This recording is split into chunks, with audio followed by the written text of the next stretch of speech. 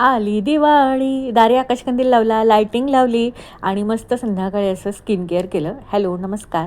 आज मी चकल्या बनवायला घेतल्या होत्या, पण ही चकली बनवायची म्हणून ना फायनली 5 वाजले आणि 5 वाजता मी चकली बनवायला घेतली. कारण अहोंना सुट्टी होती आणि मग इकडे जा, तिकडे जा, बाहेरचेच कामं करायला ना 5 वाजल्या.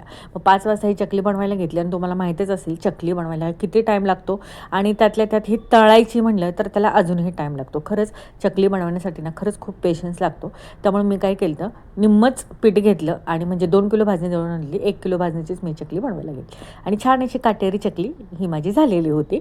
आणि मिस्टरांना सुट्टी होती, त्यांना म्हटलं तुम्ही आकाशकंदील लावा, लायटिंगही लावा, कारण की हे काम ना परत होतच नाही आणि लोडही होतो, म्हणून त्यांनी ही दोन्ही कामं आज करून घेतली. फायनली पाटी भरून माझ्या चकल्या ह्या झाल्या. हे करता करता रात्रीच्या 11 वाजल्या.